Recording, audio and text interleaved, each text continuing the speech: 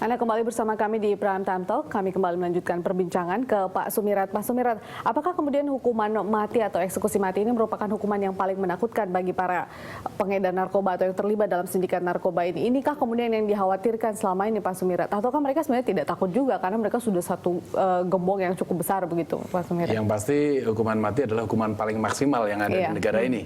Dan kalau kita lihat perbuatan atau yang mereka lakukan, bahkan bandar besar yang melakukan itu dia melihat selama ini hukuman kita dianggap tidak main-main itu, karena mereka tidak dilaksanakan eksekusi. Vonis mati, ada vonis mati, proses peradilan atau proses hukum jalan terus, ada PK beberapa kali, ada gerasi dan sebagainya. Ya, dan mereka akhirnya itu tadi masih melakukan permainan-permainan sampai mengendalikan peredaran narkotika di dalam lembaga pemasyarakatan. Mereka tidak ada rasa takut. Ibaratnya kemarin kan nggak ada rasa takut. Mereka masih, di Indonesia yang kita tangkap itu, di Indonesia masih bisa kok. Ternyata masih saya tidak mati-mati kok. Sehingga mereka ya dengan terus-menerus sampai terakhir kemarin kalau kita lihat ada 8 ton ganja yang dimasukkan ke Jakarta. Ada 150 kilo sabu yang dimasukkan ke Jakarta melalui pelabuhan laut. Dan terakhir, ini hanya dalam waktu 2 bulan, tidak lama, itu ada 862 kilogram. Karena mereka merasa tenang aja lah gitu. Sehingga kemudian mereka menganggap bahwa Indonesia ini merupakan negara atau sasaran empuk mereka kemudian untuk mengedarkan narkoba. Apakah seperti itu, Pak Sumirat? Karena pasarnya besar, mereka selalu bilang Indonesia merupakan great market dan good price. Pasarnya besar, harganya bagus.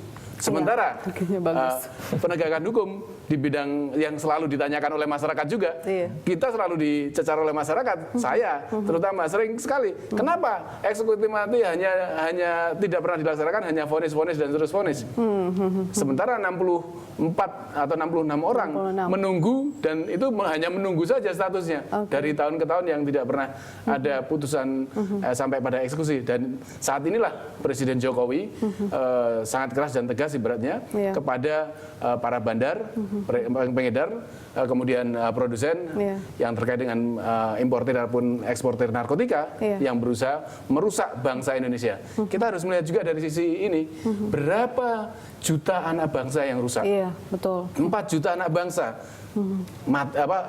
sebagai pecandu narkotika, 15.000 mati sia-sia tiap tahunnya, 40 sampai 50 orang per hari. Bayangkan saja kalau satu orang mempengaruhi 5 orang lainnya, pasti kalau dia nggak punya uang, salah satu caranya dia akan ikut mengedarkan ke tempat yang lain. Kalau 4 juta mempengaruhi 5 orang yang lainnya, akan sangat besar begitu ya, Pak.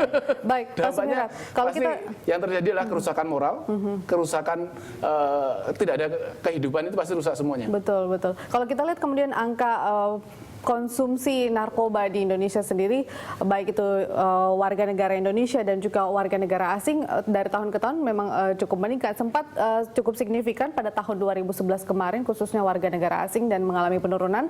Tapi meningkat lagi, Pak. Artinya kita mulai di sini bahwa warga negara asing di Indonesia ini cukup konsumtif juga terhadap narkoba. Apakah mereka juga kemudian yang memberikan pengaruh kepada warga negara kita sendiri, Pak Sumirat? Yang pasti kita lihat dari tahun 1914 sampai tahun 2014, 100 tahun, itu belum pernah ada kata penurunan penyalahgunaan narkotika.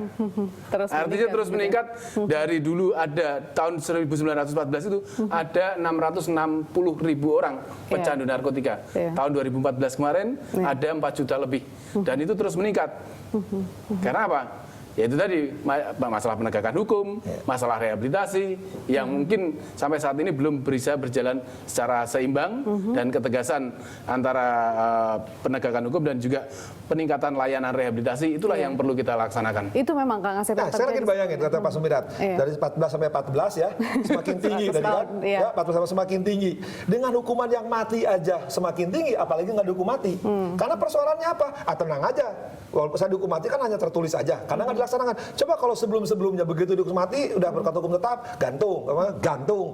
Saya kira orang takut. Lantas kenapa selama ini kemudian tidak ada? Ya saya nggak tahu. Kalau hakim kan beliau penyidik, penuntut, hakim udah selesai tugasnya menerima, memeriksa, memutus perkara. Ketika sudah berkekuatan hukum tetap, ya tergantung eksekutornya. Nah, kenapa eksekutornya tidak melaksanakan? Ya sepengetahuan saya yang tahu kan mereka, yang eksekutor kejaksaan. Atau yang selama ini kan lihat LSM yang anti HAM, organisasi luar menekan kita. minta gitu kan. Nah, sekarang kayaknya nggak usah lah, karena ini kepentingan bangsa. Pak, kita punya negara berdaulat, kita punya harga diri bangsa. Jangan dari 14 ke 14 ini kita dirusak semakin tinggi. Jadi jangan dibalik teorinya. Itu buktinya dengan hukuman mati tidak berkurang. Jangan berpikir berkurang. Karena apa? Ya karena tadi penegakan hukum tidak dilaksanakan. Hanya simbolik, hanya kata-kata retorika, hanya tertulis. Tapi nggak pernah dilaksanakan. Kalau itu dilaksanakan begitu inkrah, jitak, jitak gitu. Atau juga pembentukan opini publik yang merasa bahwa negeri ini kejam, tidak beradab, hukuman mati, aparat penegak hukum tidak benar. Kita ngakui ada penegak hukum, ada oknum-oknum. Tapi ini kejahatan sindikat ini yang duitnya besar, organisasinya besar, tidak pernah kapok-kapok. Ada juga paling gampang. Ketika Tangerang memutus dengan hukuman mati dari udara agak berkurang kan. Mereka jalur laut, ya. Hakim itu jalur apa? Jalur sungai-sungai. Jadi berbagai. Dulu akhirnya berkurang beberapa bandara. Dulu mungkin Pak Soekarno-Hatta ya Pak ya. Kemudian beberapa. Mereka berkelat. Jadi tidak walaupun bandara Soekarno-Hatta takut oleh Tangerang, tapi akhirnya mereka bandara. Tetap mereka dengan berbagai macam cara. Akhirnya pakai terakhir nih, yang laut, ya. Maka saya bilang, sekarang kalau saya harus mengatakan kepada mereka anti hukuman mati, oke lah, nggak usah hukuman mati. Saya berapa kali usul ke beliau, nama beliaunya, saya bilang, udah lain kalian kalau tangkap di laut 8 langsung ton, bunuh saja. Jangan dibunuh, nggak usah.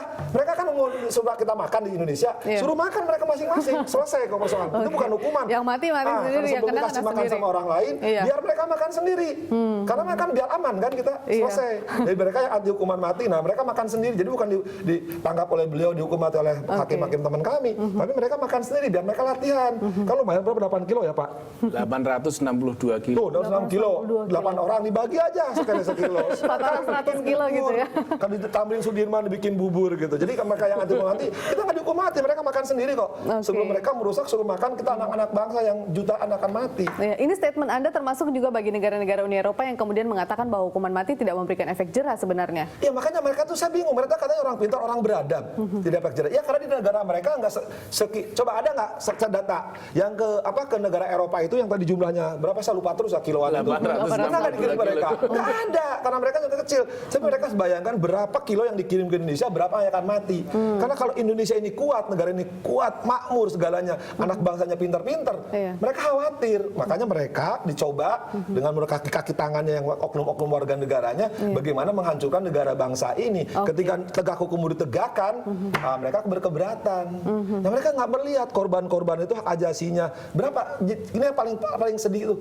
Mereka lihat nggak perbuatan mereka ketika mereka mematikan. Jadi jangan dilihat sekarang perbuatan mereka sekarang ditembak kemarin. Ditembak cuma 6 biji lah, tapi yang maku 6 juta gitu kan. Yang jadi korban lebih banyak. Kejaksaan Agung. Berlanjut deh, berapa puluh tuh? Saya masih anak saya berapa belum. Hakimnya udah pensiun kok, bunuh aja lah sudah nggak apa-apa. Butuh berapa lama sih Kang sebenarnya untuk memproses dari vonis kemudian untuk eksekusi nah, gini, matinya? karena kan pertama dikejar tahanan, ya dikejar tahanan dari banding sampai kasasi itu mereka berbanding dengan tahanan. Di kita kejar tahanan itu sampai 400 hari ya. Tapi ketika PK itulah mereka yang upaya hukum luar biasa tidak menunda eksekusi. Nah, kemudian gerasi. Mereka main-main di situ di gerasi. Main-main di PK. PK berkali-kali. Dikiranya repel isi ulang. Memang kalau isi ulang narkoba berkali-kali boleh. Tapi kalau misalkan PK berkali-kali, itu namanya ya saya bingung gitu kan. Ini aduh penjahat. Artinya itu berpengaruh terhadap aturan dan pengambil kebijakan di negara kita juga. Ya, sekarang tinggal keberanian. Ketika misalkan PK, sekarang memang sepakat kan. Berarti bagus maka bagus. PK cukup sekali. Ya, kalau PK 2 kali 3 kali saya bilang isi ulang itu namanya. Kapan selesainya. Gerasi cepat dikasih waktu 1 tahun. Jadi sekarang juga biar beliau juga lama-lama kan udah nggak ada karena takut kan. Ya, biar kalau itu tiap hari kan beliau juga nangkapin kiloan. Nanti hukumnya mati nggak dilaksanakan karena PK gerasi. Saya pikir sekarang ada jiwa semua stakeholder bangsa ini, ayo ya. Ketika memang narkoba ini kita udah tahu lah narkoba menyebabkan kematian bangsa. Ketika proses penegakan hukumnya dari mulai penyidikan, penuntutan sampai hakim memutus, kemudian melakukan gerasi dan sekarang Pak Jokowi juga gerasi tolak udah itu udah bagus. Nah sekarang bagaimana pengaturan itu biar cepat gitu kan. Jadi kalau yang dan ini sinyal kan ketika sekarang dieksekusi, sinyal kepada mereka itu atau pesan kepada mereka kalau sekali melakukan lagi hati-hati loh di laut pun di udara pun ditangkap oleh Pak Sumirat dan kawan-kawan. Dan jangan coba gitu kan. Ini pembelajaran saya kira bagi semua, bagi jangan ulang di Republik ini dan kepada negara asing juga tolong ingatkan warga negaranya. Baik, ya. baik. Kita bukan dengan teroris kok. Baik Kang Asep, kita akan lanjutkan perbincangan begitu pun juga Pak Sumirat di segmen berikut. Pemirsa tetaplah bersama kami.